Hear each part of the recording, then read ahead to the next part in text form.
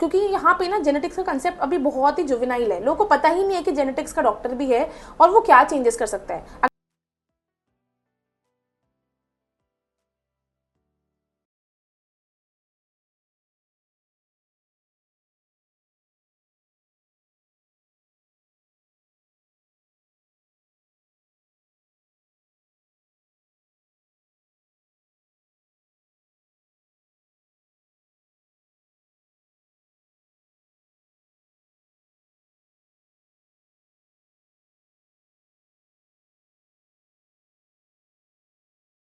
जिन महिलाओं के परिवार में ओवरी कैंसर का इतिहास है, उनके लिए क्या सुरक्षित फर्टिलिटी विकल्प है?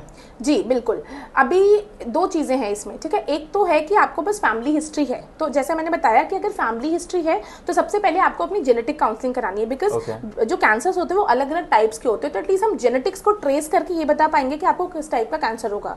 कभी कभी ऐसा होता है तो ना समय से पहले भी हम ओवरीज निकाल लेते हैं। जैसे आपने सुना होगा, बहुत ही फेमस हॉलीवुड एक्ट्रेस है एंजेलिना जोली, तो उनके में ब्राका म्यूटेशन था, तो उन्होंने प्रोफाइलैक्टिक सैल्पिंगो ओफरेक्टमी करवाई। तो इस जगह पे जेनेटिक्स का फायदा है, तो ये हम इंडिया में भी और ज्यादा लोगों को अवेयर कर सकते हैं कि क्योंकि यहाँ पे ना जेनेटिक्स का कंसेप्ट अभी बहुत ही जुवेनाइल है, लोगों को पता ही नहीं है कि जेनेटिक्स का डॉक्टर भी है और वो क्या चेंजेस कर सकता है। अगर कैंसर का रिस्क आए तो जरूरी नहीं कि सब कुछ निकालना ही है, बहुत बार फॉलो अप कर सकते हैं। तो एक जेनेटिक्स के डॉक्टर के पास जाके उसका सही ओपिनियन लेना।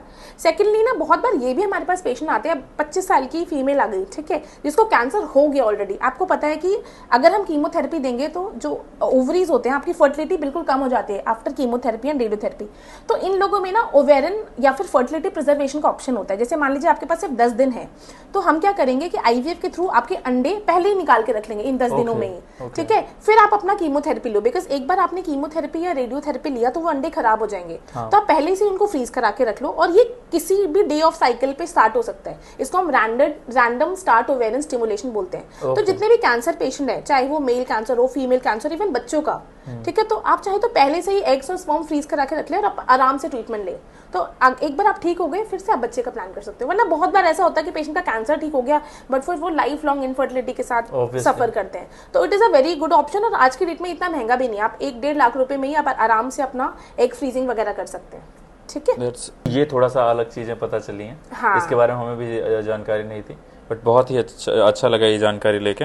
जिन महिलाओं ने आईवीएफ कराया है उन्हें ओवरी हेल्थ के लिए कितनी बार जांच करवानी चाहिए?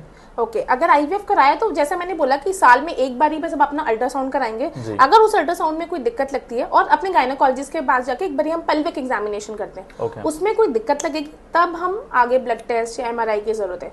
तो सालाना एटलीस्ट एक बार अपने गायनेकोलॉजिस्ट के पास जाए और कम से कम एक टीवीएस या फिर ट्रांसवेजाइनल सोनोग्राफी कराएं, इवन वो भी बहुत है।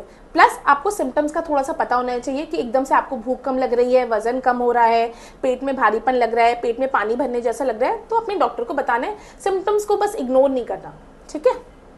Okay, thank you so much ma'am हमारे साथ जुड़ने के लिए, हमें बहुत अच्छा लगा।